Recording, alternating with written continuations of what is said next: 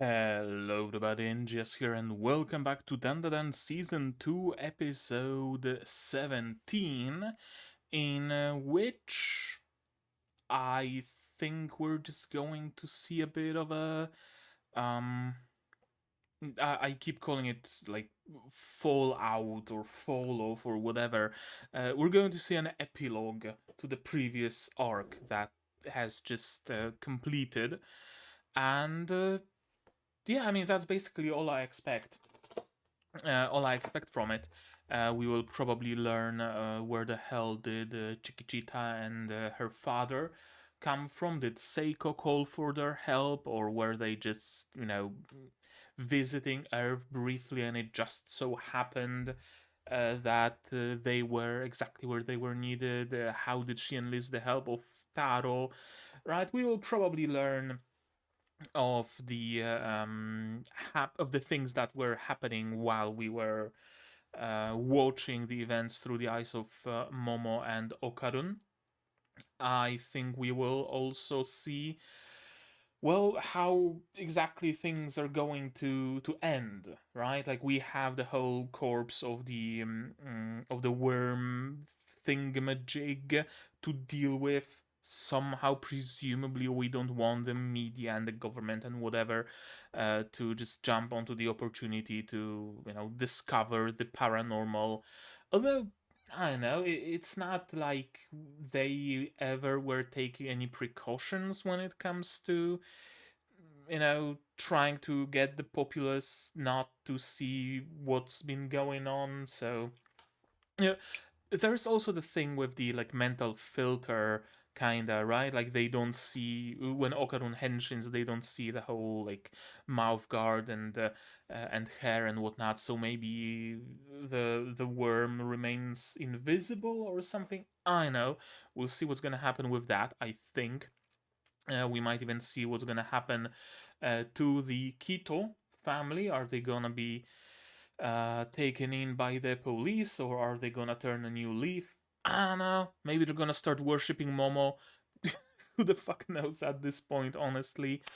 And we're just gonna see those things. That's what I expect. Maybe we're gonna go back and sit by the table and get a meal together.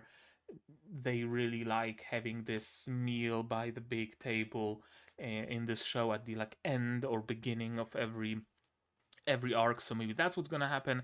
Besides that, I have no clue. Maybe we're even gonna start a new arc. Who's to say? Who's to say? We still have to deal with Jiji, right? It's not like he's back to his old self, so we're gonna have to deal with that. So maybe that's what this episode is gonna be focused on: some sort of an exorcism or something performed on Jiji. We'll see. We'll see. What happened in the previous episode exactly? Well, in the previous episode, we got a big team up of pretty much everybody from the previous season except Aira, who appeared and at the last moment helped resolve the big issue, and that was the like big hype moment of it. Seiko fighting Jiji and the team up with Seiko, Taro, the Penichinkotsu, and Manjiro is his name. Yeah, the priest from the village. Everybody against Jiji, and they managed to trap Jiji inside of Taro, who was all like laden with amulets on the inside part of his plastic shell. So that was cool, and that was like the highlight of the episode. But of course, besides that, more things have happened. First of all, Momo did manage to defeat the worm in the end and use the worm's corpse to try to extinguish the magma flowing in. We learned about the volcano, that it's not really paranormal, and the fact that the hot spring exploded, it's something that precludes the volcano, and the whole myth about the dragon rising into the sky and creating a rainbow.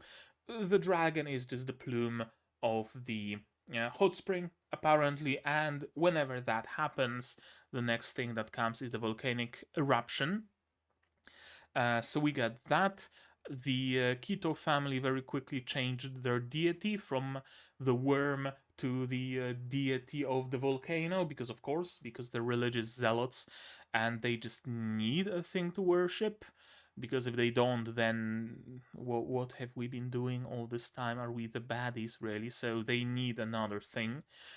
We don't know what exactly became of them. And of course, we got a very nice, tender moment with first tense moment, Momo throwing herself, trying to save Okarun and Turbo Granny from beneath the magma, lava. Magma is underground, right? Yeah, magma. From the magma, because, well, the whole entire cavern underground was filled with magma when the volcano started erupting, or rather, she forgot that Turbo Granny was even there, but she desperately wanted to save Okarun. She enlisted the help of Penny Jinkotsu and tried to do something about it. And thankfully, thanks to Chikichita's good thinking, Chikichita used the tractor beam to grab like a geode from underneath the magma, and the geode within contained Okarun and Turbo Granny, a little bit burnt, but alive and safe. And probably thanks to Turbo Granny's form, thanks to the Manekineko lack, they were able to use the goop that they were stuck in to like extinguish the magma and create a protective shell around themselves. So everything went well. We got a nice little hug, and yeah, that's where the episode ended basically. So what's gonna happen in today's? We talked a little bit about that, and what's maybe like this, and a little bit darker. Could I get that? It's not gonna get. It's not gonna look in. Oh, maybe that's a little bit better. I don't know. Whatever. Doesn't really matter. So, episode 17 of DANDADAN, we'll see what exactly happens. Shall we? To do that, you're gonna need your subs, of course, to follow along with me. There we go. To follow along with me. I'm gonna need my sound to hear what's going on in the show, and I'm gonna have to ask you for support. Support the channel if you want monetarily on Patreon, YouTube down below, or not. Share the content, spread the word. It costs nothing and helps a lot. And with that, we can start watching episode 17 of DANDADAN Season 2 in 3, 2, 1, go.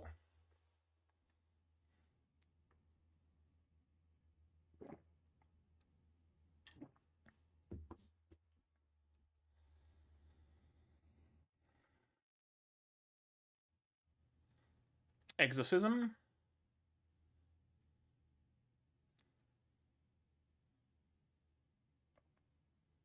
Yeah, exorcism.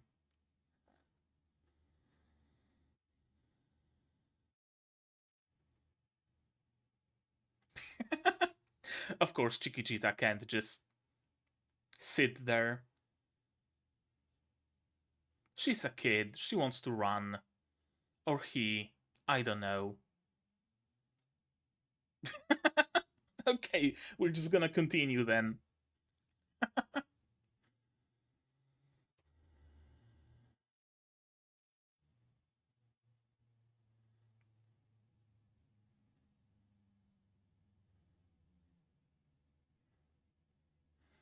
I love this track.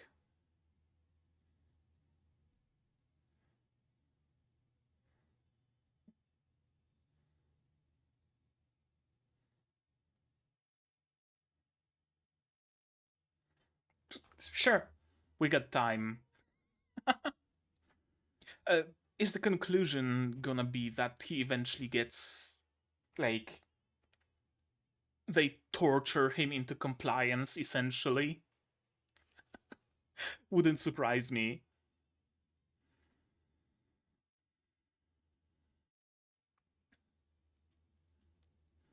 If he eventually was like, okay, I give, like, you're not gonna get me out of this body, but I'm just gonna let him live. It's like whatever, just stop the fucking ritual.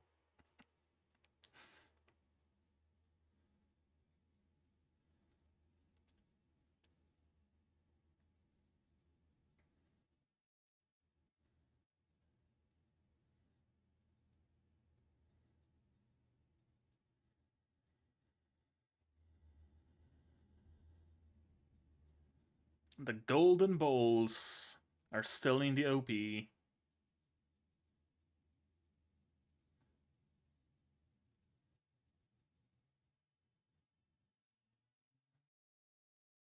Wait, did Okarun get both his balls back? He did. Yeah, he did.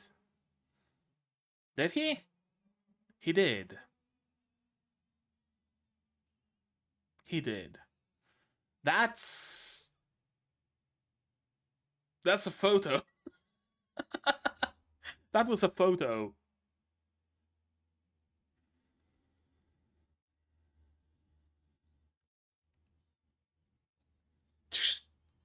Like hell you are.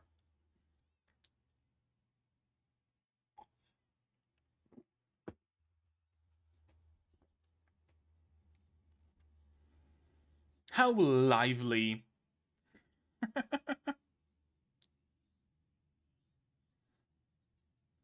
Yeah, good question.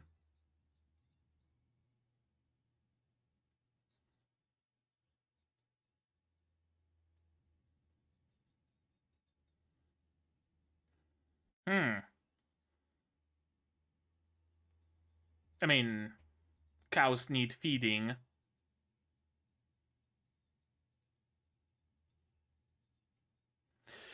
Yeah, it's probably hard for the cow to survive.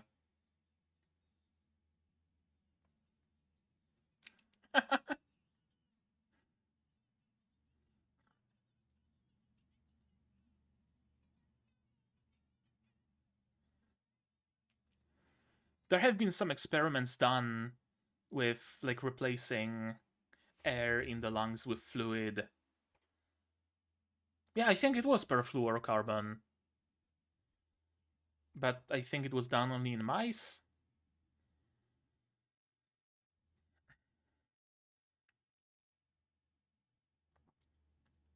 Right.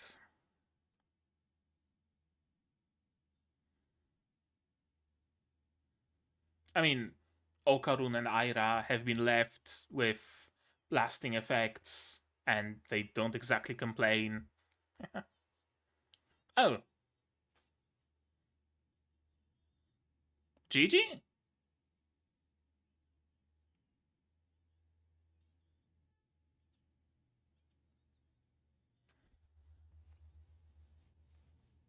True.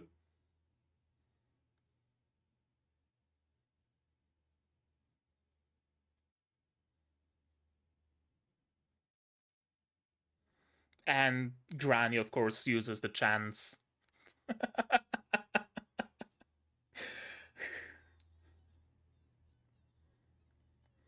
Okay, so what happened to Evil Eye exactly?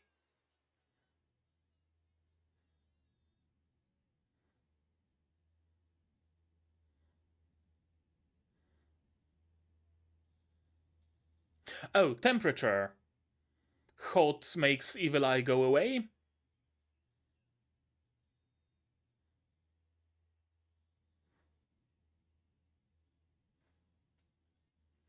Yeah, apparently. Hot and cold. Uh, what was the show where the main character changes gender depending on which like temperature water they have contact with? Can't remember, but there was one.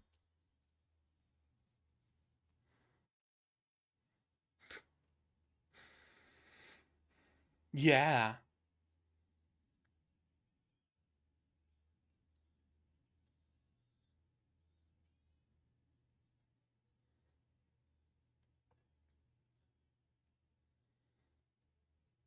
at least Chikichita is having fun. Fair.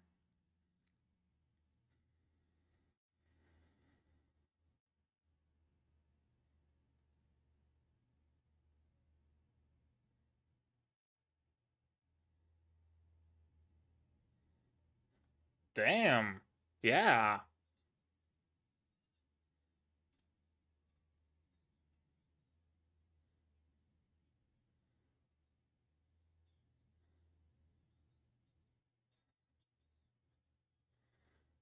Right.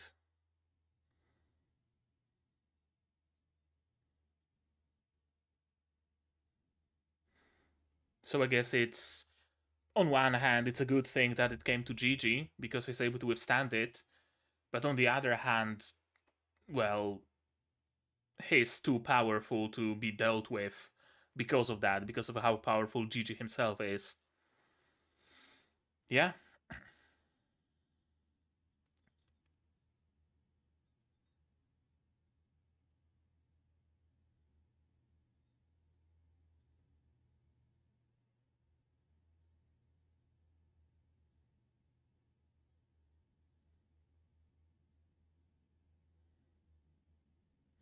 right. Seiko's territory.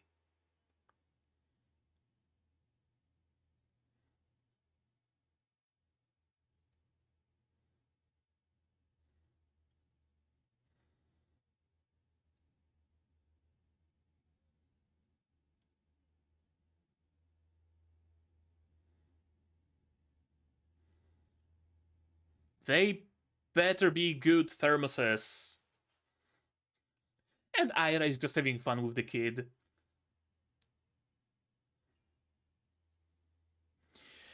Yeah, that's gonna be a problem, isn't it?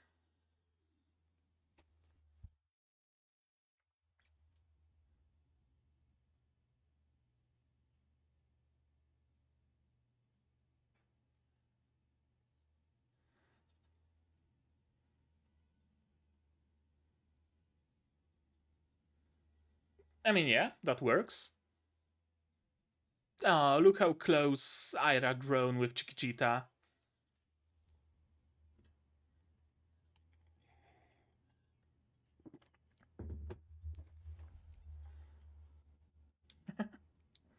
Right. Of course. Untranslatable.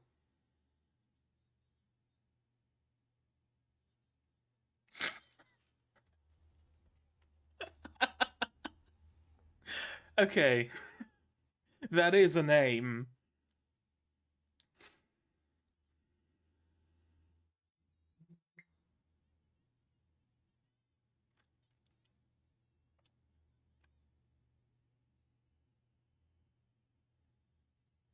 I thought you're living here on a farm somewhere, so why do you even need to go into hyperspace?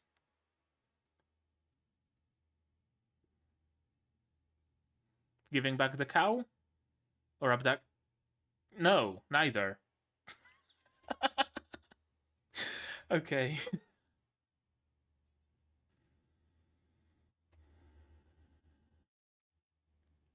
How much pull do you have around here?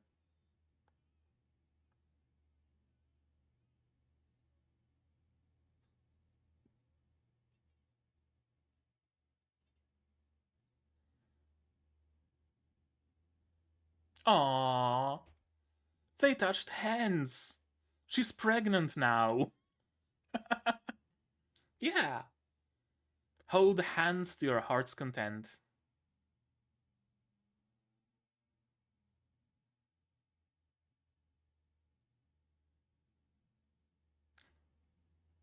Awkward.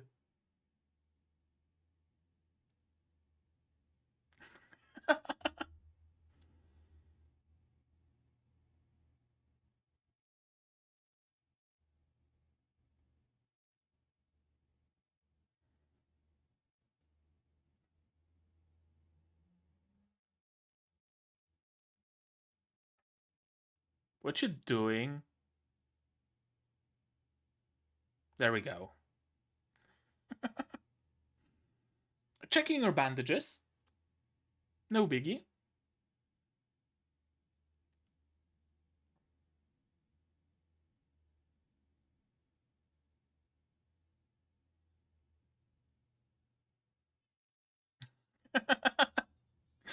uh, okay, so he's gonna be like what, trapped inside of Taro for the time being.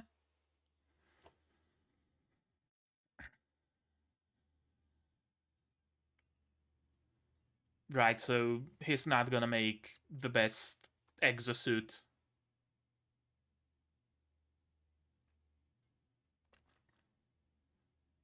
Occult supermarket.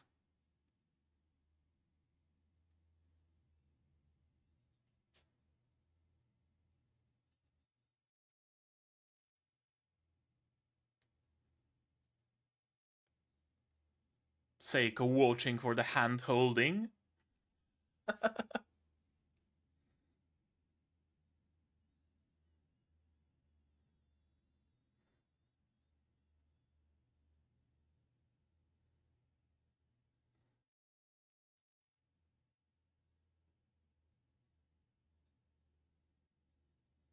Yeah, give him a hug.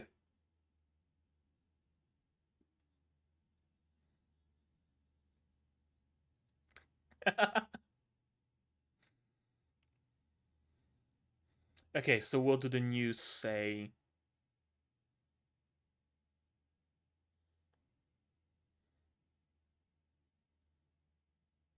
Just an eruption? Okay, just an eruption. And the Keto family getting jailed. Hmm. Is she gonna be a problem? Also, what's going on with their faces? They're like cracking.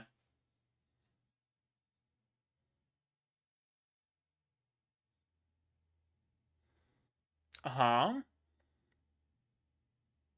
Okay, so it's not that the worm was their master. She was the worm's master. Was it aliens or paranormal in the like ghost spirit demon way?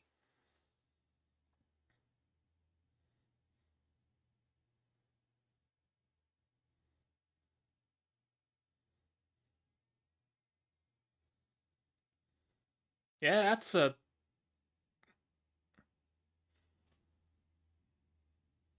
a fake skin. She is gonna be a problem. Well, that's a visual. What are you?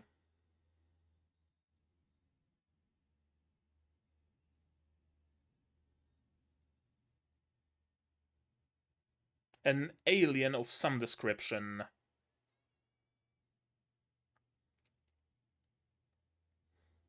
Cross the fucking street, mate. Or wait until she does, sure.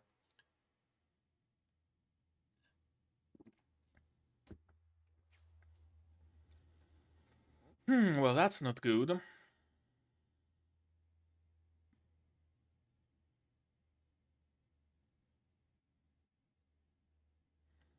So what, you're gonna have to wait until a festival? Those are Serpoyans. What the fuck are they doing here?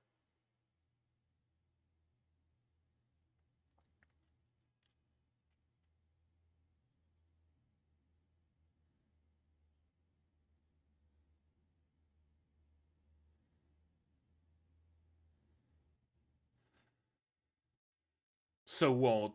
Our mission now is to get enough people to perform to exorcise him?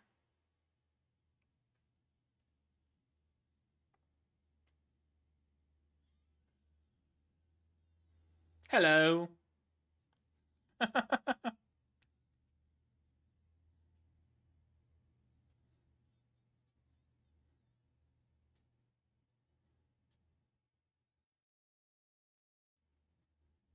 Yeah, up close.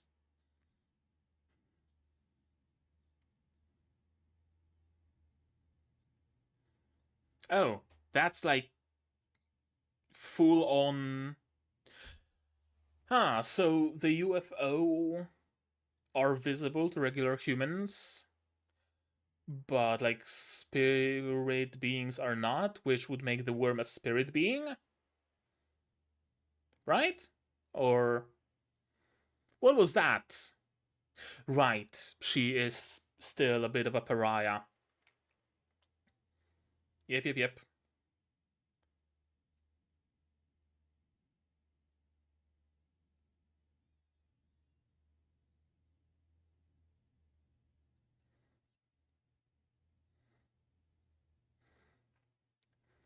Also, that's a very big backpack, Okarun.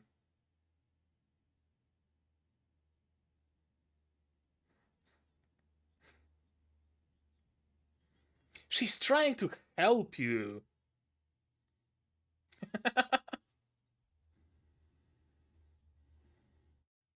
Of course.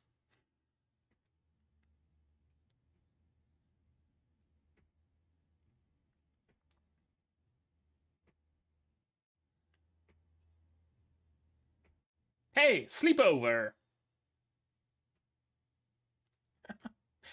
Fair.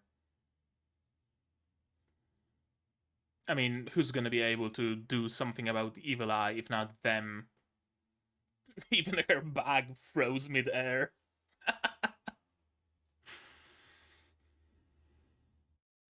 Yeah, no choice at all.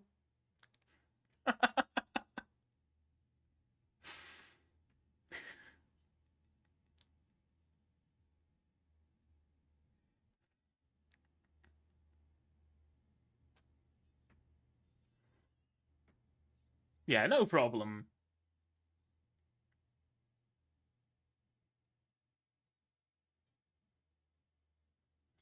With whom? Yeah, she doesn't exactly have any friends besides you two. Not anymore.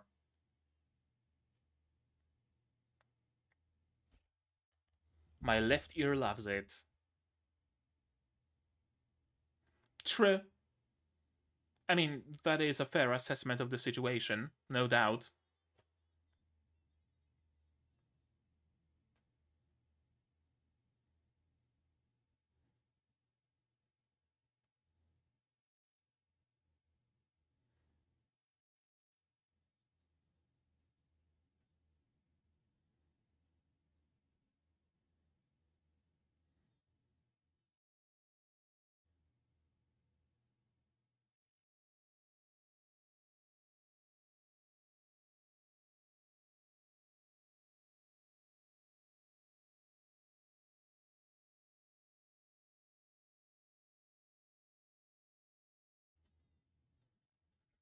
Best friends, instantly.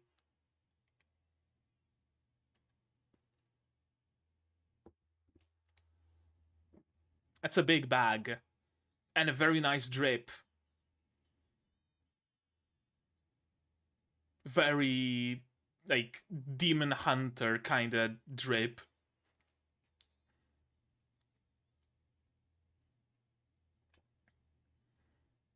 I love the angles.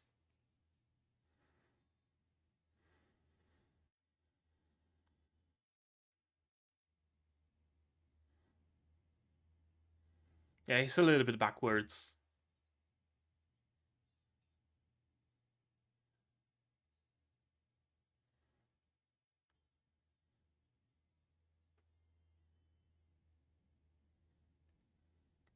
Okay, this looks like a photo with a filter.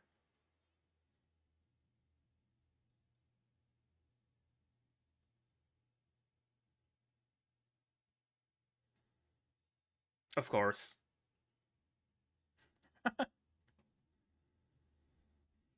They're all becoming fast friends. Yeah, she's so sad over the fluffy cushion. Is the sauce cold? The sauce is cold. Ugh. That was a fake out. Another one? Not a fake out.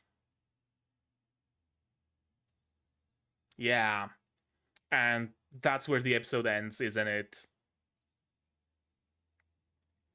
You're gonna have to hurry up with the exorcism.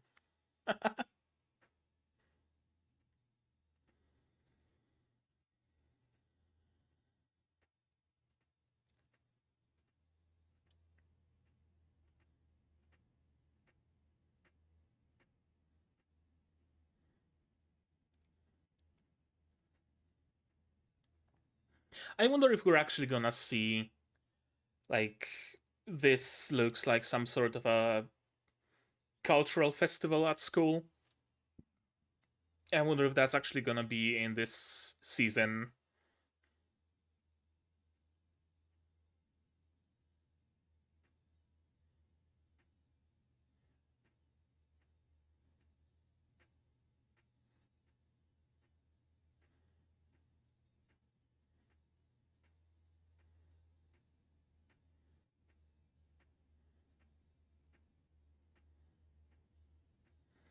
I'm really enjoying this ending.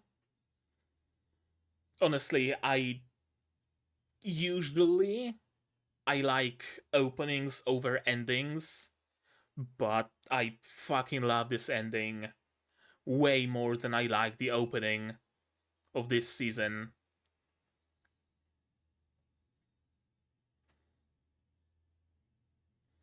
Like that is not to say the opening is bad, of course. Although, I mean, nothing's gonna beat the opening of season 1.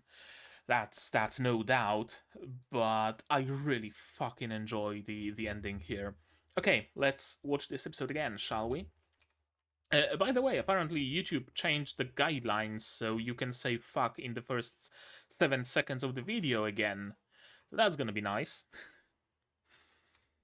The wise working under us in battle, and our strategy is written. The loving son never falters and sees only passion of the soul as precious. May you not rest in peace, but instead as the candle in the wind, taking hold of the strained dark soils to unleash as a rainbow.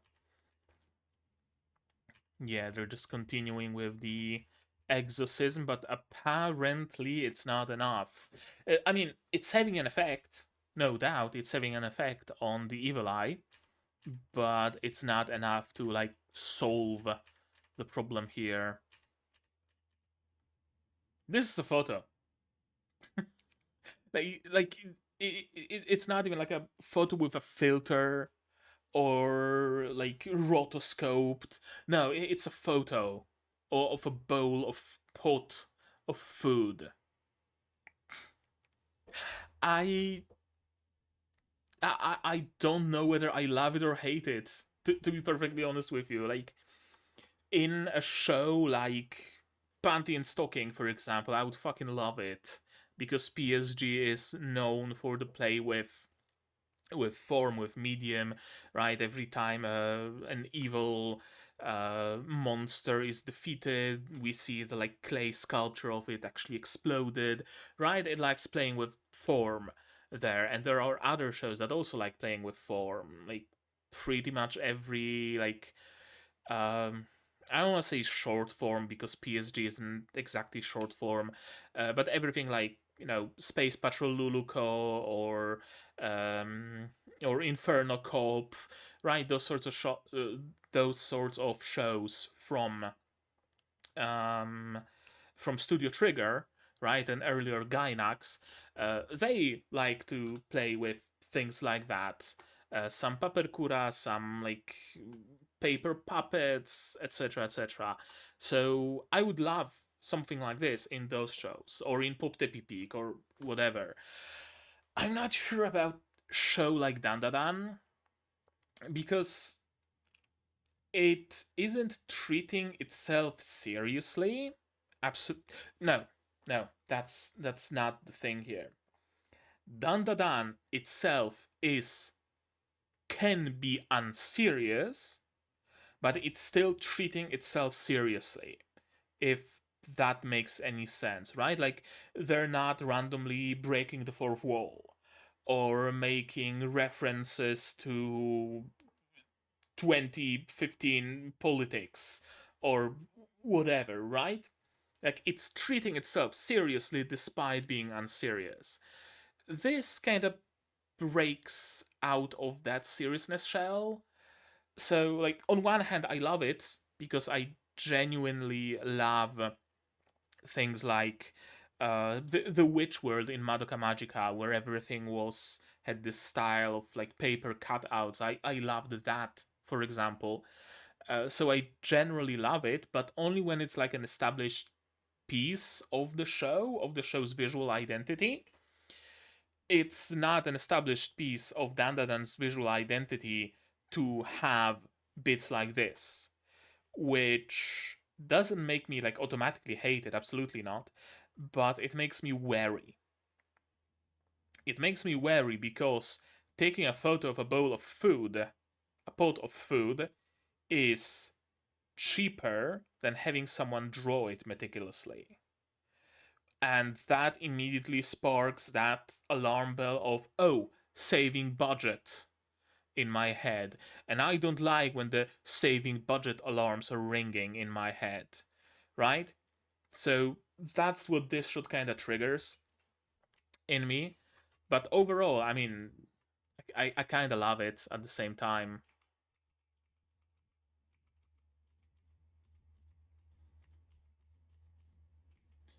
Huh. I wonder how they did the removal. Was it like a base layer of food and then they added the interactive bits of food on top to be removed by chopsticks?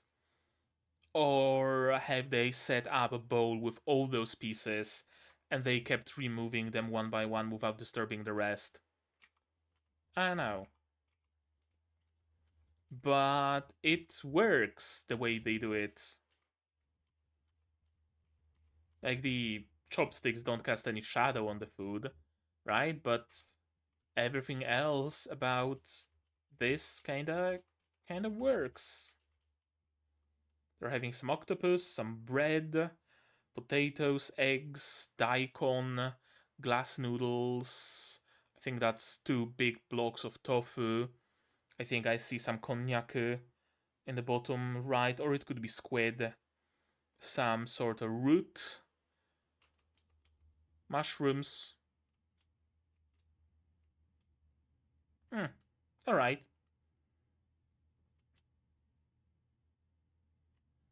The whole family's here. I love how chaotic it gets every time they like gather around the stable. Every time they gather around the stable, shit gets chaotic, but in the best possible way, and I love it. I really do.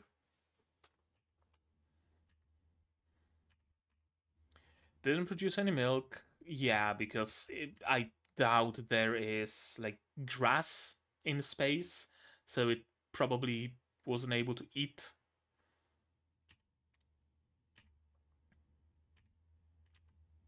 He. Okay.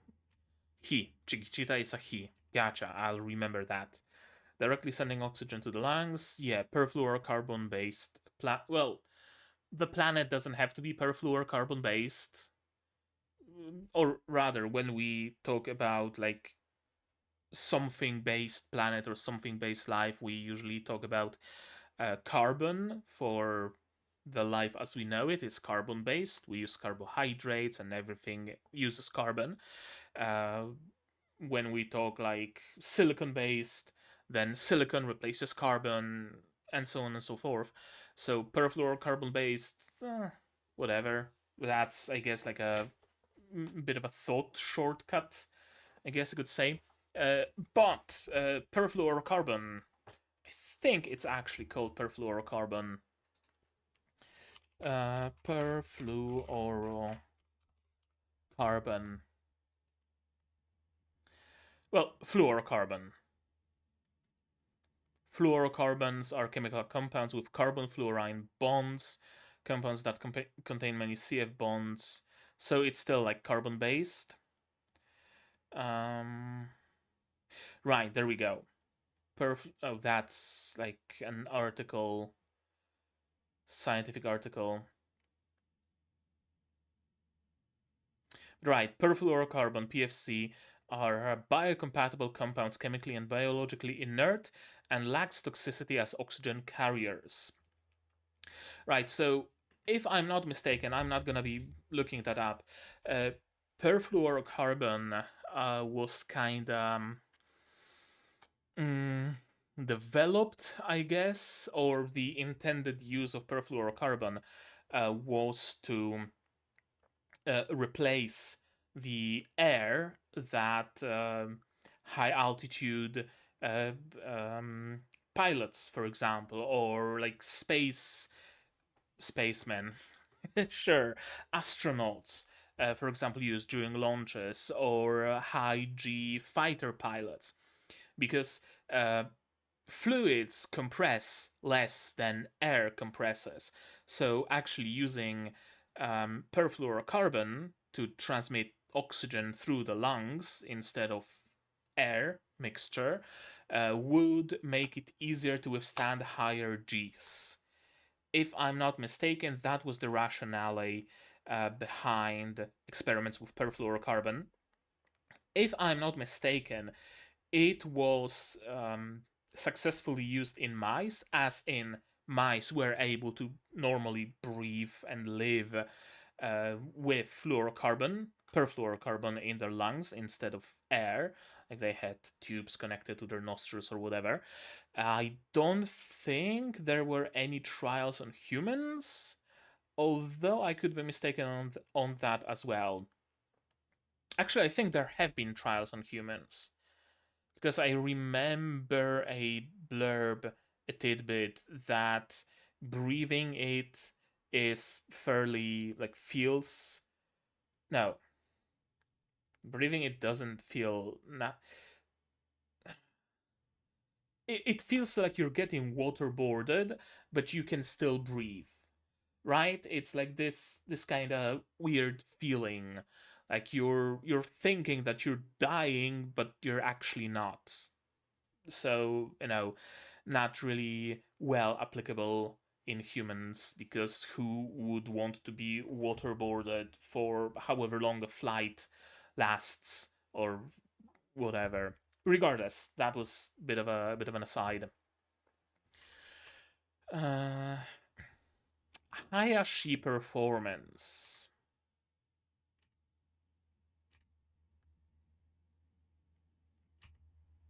Right, it's one thing if it's only evil eye, but Jiji himself is strong, so combining Jiji's strength with evil eye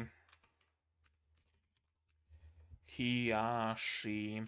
Do they mean like no? Hiyashi chuka is food, right? It's called ramen. Was it Hiyashi performance or Hayashi? Hayashi, not Hiyashi. What exactly is Hayashi? Japanese surname meaning woods. Okay. Hayashi performers. Um. Okay, performers are like part of the kabuki theater. No, performers specifically provide musical accompaniment for Japanese no or kabuki theater. Okay, so we need like kabuki theater music, basically, for some reason. Hmm.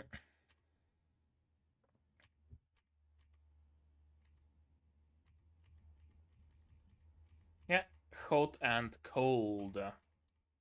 That's the trigger. Interesting. I wonder where exactly is that gonna lead. Because, like, the expected outcome is that Gigi gains control of it in some way or another. So, I wonder. The one thing I guess that I can see is that the exorcism works kind of like the exorcism on Okarun, where it expelled the mind of the being but left the powers behind. I think that's how it could work, right? Maybe. We'll see. Also, I love this little moment. Uh, Basically, all the time, Seiko acts very. I don't want to say high and mighty, because saying that someone acts high and mighty kinda implies that they aren't. Meanwhile, Seiko is. Like, she deserves to be acting this way. She is the mentor here. She is a very strong medium. She has a lot of knowledge. She has all the reasons to be acting this way, right? But she usually is acting. I don't want to say dismissive towards the kids, but they kinda, sorta, a little bit. Now, this is a serious moment. This is not a bit. This doesn't lead into a haha funny. It's not Seiko faking them out. No, this is a moment of earnestness, right? In this moment, she is earnest. Usually in this show, she isn't really. She's very like hand wavy, light-hearted, but this is her at her most earnest. She realizes that she put the kids at risk through her own actions. She realizes she did bad. She's not gonna try to blame someone else. She's not gonna try to find any excuses. No, she knows she did bad and she's sorry for it. I like it. I really do like it. Evil Eye was a mountain spirit at the level of gods. Yeah, ordinary human would just get vaporized, but Jiji, to his misfortune, basically is very strong. So, yeah, it's gonna be an issue. Aira is having a lot of fun with Chikichita.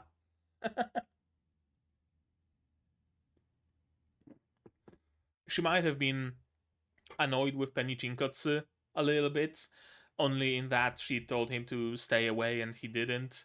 So he disrespected her authority in that way. But if having him around means having Chikichita around, she's gonna live with that. And you wash hands when you drink water on rainy days, just a bit of cold water and you'll transform. Right. Live in worker on a dairy farm nearby. Peeny weeny. uh, this shot, I think, mirrors the shot from season 1 where he was abducting the cow, right? They were also standing on the left, like lit up by the tractor beam. That's nice. And they go into warp and warp back in like a kilometer away. If that. Hmm. Okay, so we're going to the hospital. I saw Manjiro wearing the tracksuit and Seiko wearing the suit, and I thought that maybe we're going to school, right? Like from the ending, because in the ED we also see Manjiro in tracksuit and Seiko in a suit walking through the school. So I thought that we're going to school. Seiko is going to become a teacher, and we're going to do something like that. But no, we're going to the hospital and Seiko is wearing a suit because, I mean, you gotta look nice when you visit people in a hospital. This is such a nice moment between them. I like this bit of a. Do I call it a subversion? I'm hesitant to do that, but kinda. Like, usually it's the moment where, oh no, our hands touch. No, oh no, our hands touched. And both are blushing and not putting their hands back.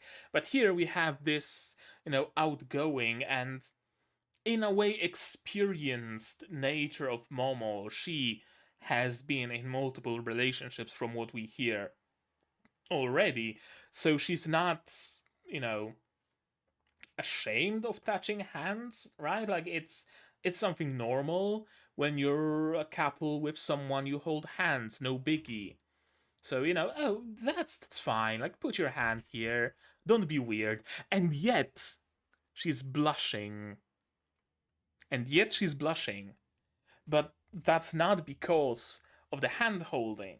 That's because who she's holding hands with. I don't think she was blushing when she held hands with the previous dude she was with. But now that she's holding hands with Okarun, look at that blush. Look at that smile. Right? Everything is fine in the world right now. What are you doing? Oh, I'm not doing anything. What are you talking about?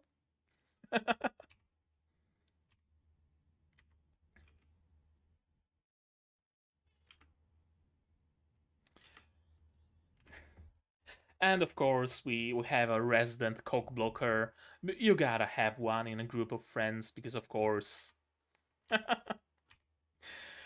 uh, that is an occult supermarket. Apparently, it's a thing. Hachioji Irima Chichibu Hidaka Central Kawagoe.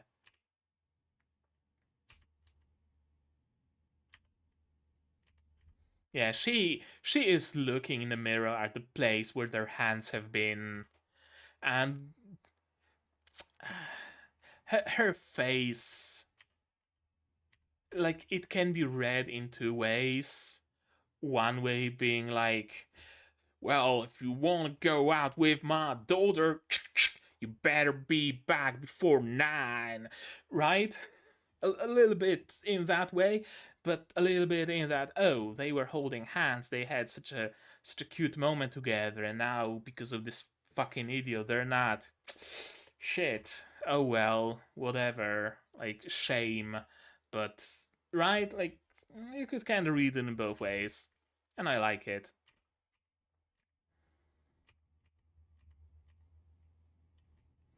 Yeah, so we know that they have been an eruption, or rather, officially, we know there's been an eruption. We don't know more, and it seems like the Keto family has been paranormal all this time. I was onto something, comparing them to Serpoyans, comparing them to those, like, well, not necessarily poor um, costumes of humans, but I mean, kind of poor costumes of humans. They really don't look that human. So, yeah. And she is still on the run, apparently. And she's also cracking. 200 years growing it that big. Uh, I wonder what exactly is the deal here, because, I wonder if she is the ringleader, like, she was here first, she grew the worm, and then she created a cult around it with the rest of whatever those aliens are called as a way to bring them all under her rule through the proxy of the worm? Or have they all been on to it? I know. Because the other members of the Keto family that we've seen on the TV, their skin is also cracking. So it's not like she is the only alien here who came to Earth and created a cult of humans around herself using the worm. No, they are all of the same species, presumably. Yeah, I have a lamp shining in my face, so you'll have to excuse me if I cover my eyes. And yeah, the eyes are glowing because she's not a natural earthling being. She's a weird fucking cross between Bionicle Kitongu and an anteater. Yeah, the face is kind of looking like Kitongu, isn't it? And she even has that, like, biomechanical quality. The eyes being like crosshair. There are some pipes going on. Looks like she's wearing a an exoskeleton of some sort.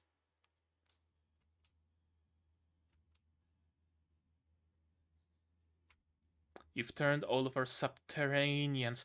Oh, I completely missed this line of text. Subterraneans, the like not mole people, but uh, empty Earth, hollow Earth, right? We're doing hollow Earth, aren't we? Of course we are. I mean, every single every single thing that is supernatural, every single conspiracy theory, everything is true in the world of Dandadan. So of course hollow Earth is true.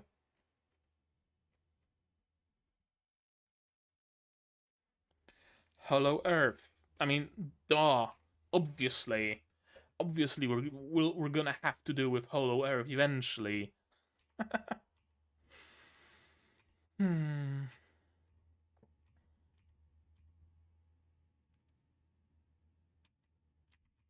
All right, so you're gonna have to wait for the performers. I wonder. Um, in this brief vision, we see four performers. Yeah, this little drum, big drum, uh, bowl, flute. Four performers. Aira, Okarun, Momo. We're gonna need a fourth. Gonna need a fourth. The fat, stocky dude from the opening or ending? Or is it just gonna be Manjiro? Could go either way. Or, I mean, we don't exactly have the time to be searching for allies, do we? Now that Jiji is out. Like before the ending where Jiji escaped, I was under the impression that okay, this is our next goal. First we had looking for Okarun's balls, and that was the overarching goal. Now we're gonna have to be looking for more people who are somewhat versed with the paranormal, who are not gonna be weirded out by it, who can join us um in the exorcism, and that's gonna be like the overarching thing, trying to help Gigi. But probably not. Probably we're gonna have to deal with it now. And something like that has already happened. In season one, if you recall, we were almost, it was an almost certainty that we're getting a training arc, right? Like, oh, well, Okarun and Momo, you are not strong enough yet to face against Turbo Granny, but I'm gonna train you, and oh shit, Turbo Granny is here, and she says we gotta fight her tomorrow. Well, I guess we're not gonna be doing any sort of training montage, and something like that is happening here as well. They're kind of hinting towards okay, it's like a long-term thing where he's gonna have to avoid cold water, and it's gonna cause problems at school maybe and in general life, and we're gonna have to find ways to maybe exercise him. Nope, nope, nope, he's out. He's out. You don't get to prepare. You're gonna have to deal with the hand you've been dealt. I like it. I do like it.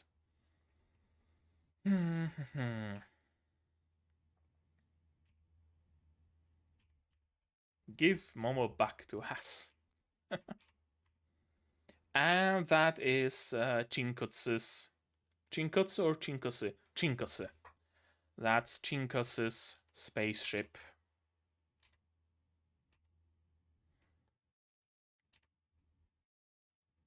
This is a scene.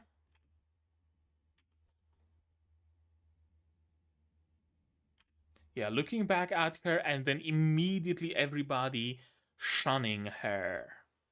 Not even like sparing a moment to yell obscenities at her or whatever. No, shunning her. They. It's often said that the uh, opposite of love is not hate but indifference, right? Because when someone hates, when someone hates, That's an emotion. That means they care about something. When someone is indifferent, they just don't give no fucks. And they are showing her indifference, which arguably to a character like Ira who lives on attention that people give her, indifference is worse than if she became like a persona non grata, where everybody would be like, "Where are you?" at her, right? They don't look at her. That's worse than if they were looking at her with hate filled eyes. And of course, Momo is going to save the day, at least a little bit. I love how much Aira changes depending on the situation. Like she's full on, what am I call it? Uh, fuck. What's the term? I have it on the tip of my tongue. You know, the stereotypical Japanese kind of character towards Momo. She's completely love struck towards Okarun. She's playing the popular mean girl among her friends. Like, I would like to know which Aira is the real Aira. And I have a sneaking suspicion that the Momo facing Aira is the real Aira. Then again, the Okarun facing Aira is the real Aira in a way as well. Just being friendly with the likes of you drops my popularity. I don't think it can drop any further, my dear. I want both of you to sleep over at my place. And as she's talking, even the bag is frozen in place. And they're really keeping the shot hanging on the screen, right? And we know that they're not like literally frozen because we also hear Okarun making noises and Aira making noises, but the bag is still suspended in the air.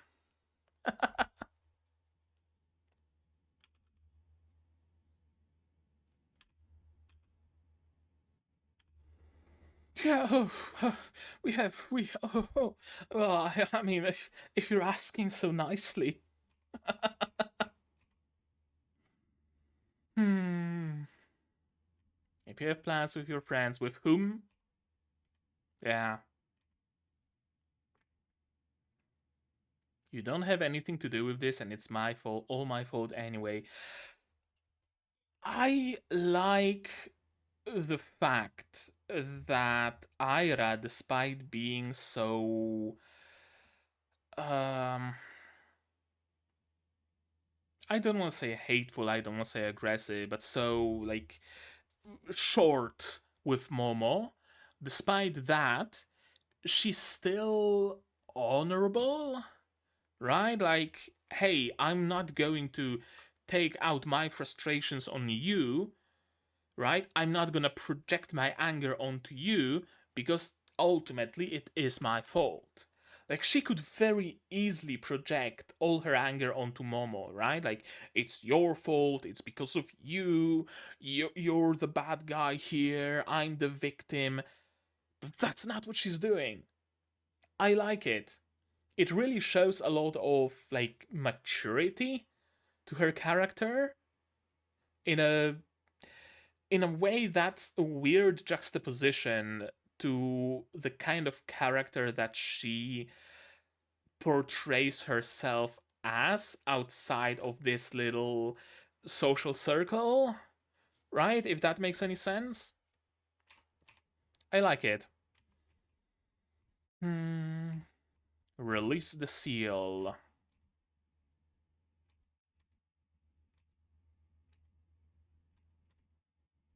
I love her dress, her clothes here. It's really giving me vibes of like demon hunter, vampire hunter, like her her fucking surname is Helsing. Knee-high boots, long ass fucking duster coat, big hat, round sunglasses. And I think that's in the corner, that's also a photo of a statuette of some sort.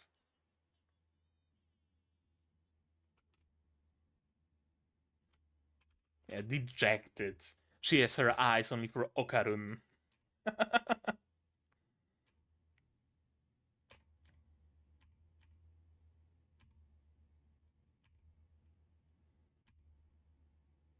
Time to eat. We're having what? Takoyaki? Not takoyaki. Taiyaki? Something like that. Teppanyaki? Yeah, that's teppanyaki, isn't it? I think. Maybe. I don't know. I also like this.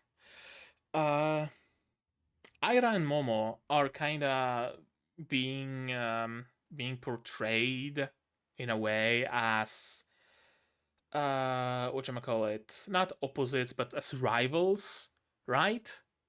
And yet they can have this moment between them talking about makeup and whatnot. Same goes for Okarun and Jiji. They are also rivals for Momo in a way, and yet they are also fast friends, right? We're gonna play some Smash together. Why not? We're bros. We're tight, man. I like it. I like how despite how do I even word it? It's a band of misfits that has no that under diff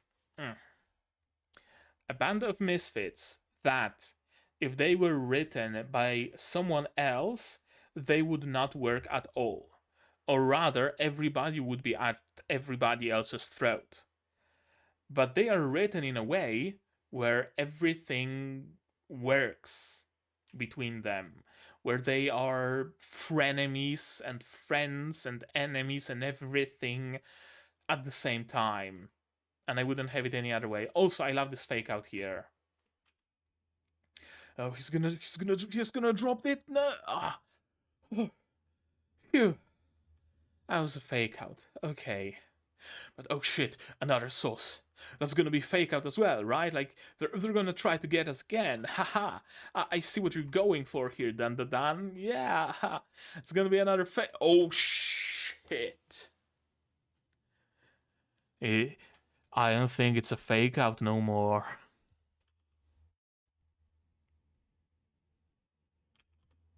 And it's not.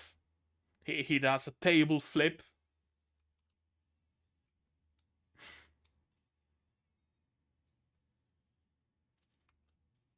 Everything goes purple. We have entered the Jiji zone. Edie, and spoilers, which I'm going to skip, of course. Well, that episode is going to be a little bit longer, I guess, because of the perfluorocarbon and stuff that I absolutely had to talk about because, of course. But yeah, very fun episode. I like how we at the same time closed off the loose threads from the previous arc. We completed it, but there's also plenty of stuff left out in the open, like the underground creatures, the hollow earth that kind of opened a new venue that we're gonna pursue eventually. The fact that what's her name? Where is she? Naki Kito. That she now has a vendetta against Momo. That's gonna come into play in the future. I like how I think this episode, this and the previous episode, but mostly this episode, exemplifies how interconnected everything is. The fact that an arc is done doesn't mean it's not going to be relevant again. We're not doing Monster of the Week. We're not doing Villain of the Arc. I mean, we are kind of doing Villain of the Arc, but the arc ending doesn't mean what happened in that arc becomes irrelevant. Many shows, many stories, manga, light novels, have a tendency to be very arc based, where an arc begins, things happen during the arc ends, and okay, the main character gets some power ups, maybe someone joined the team, whatever, but ultimately, the things that happened in that arc stay in that arc. Like we're not gonna see the characters that were there when we were on the Shishiro Island or whatever, because now we're going to the Umagi Island, and the Umagi Island is gonna be a whole new arc with whole new characters, and right, everything is self-enclosed. Maybe eventually there's gonna be an arc which is like a big team up of, oh, everybody we met along the way, like Brock is here and Misty is here and everybody is here, and it's a big family reunion, kind of a thing. Mm, but not in case of Dandadan. In case of Dandadan, everything is very like flowy. We don't immediately forget about Penichinkosu after his gig with the Serpoyans is done. We don't immediately forget about Taro once his arc with the bulls is done. We're not immediately going to forget about Naki now that her arc is done. She continues to be a threat. Wouldn't surprise me if the next arc was, or maybe not the next arc, but the one after, for example, to be after the people of the Hollow Earth trying to exact revenge on Momo. Right? I like it. I really, really like it. Dandadan is so extremely unique in so many ways that it kinda makes mm, it kinda makes what would otherwise just be a fact of life be seen as a flaw in other shows, right? Like, I would have paid absolutely no mind to other shows having this very self enclosed arc structure, but now that Dandadan showed me there is another way, I kinda hope for other shows to do the same, right? Once Dandadan showed this very nice slow burn romance between Momo and Okarun that at the same time makes sense in how it's structured and paced and everything, then whenever I see a romance show where it's like, oh, I've seen you in a cafe with another girl. Oh no, it was my sister Miyabi-kun. No, no, I don't trust you. I don't believe you. It's just gonna be shit because I know that there is a way to do it better. Uh, as I said multiple times, Dandadan and Frieren are generational anime in that they show us things can be done better and we deserve better and we should expect better. Kind of like when Witcher 3 came out and got a few patches, it showed that all the other RPGs that we were getting before, well, they were fine, but they were no Witcher 3. Like, they were entire fucking articles on on the internet published that about studios and like big wigs of the studios and suits up high being like, please don't hold us to the same standard. Like, we're afraid that Witcher 3 is gonna create a standard that we're not gonna be able to live up to. Well, too fucking bad. You better live up to that standard.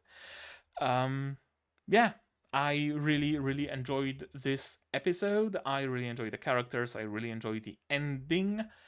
And I think that's gonna be it from me for today. But maybe you guys have something more to add on the topic of this episode, my reaction, my theories, stuff like that. If so, say so in the comments down below. No spoilers, please. Spoilers can go to my Discord if you like. Like this video if you liked it. Subscribe to be notified of future videos. Click the bell mainly to be notified about them. Support the channel if you want monetarily on Patreon or YouTube down below, or not. Share my content, spread the word. It costs absolutely nothing to do so, and it helps the channel an awful lot. And now, with all of that out of the way, that's gonna be it from me for today. So as always, you guys do all the good stuff, and I'm gonna see you in the next one. Cheers! And here's my one for Patreons: Cubiza, Rainer, Bismarck, Dr. Watt, Akamaser, Retalix, Predator, Fussel, and Hans Peter. And you can join them if you want without having to be encased in tarot.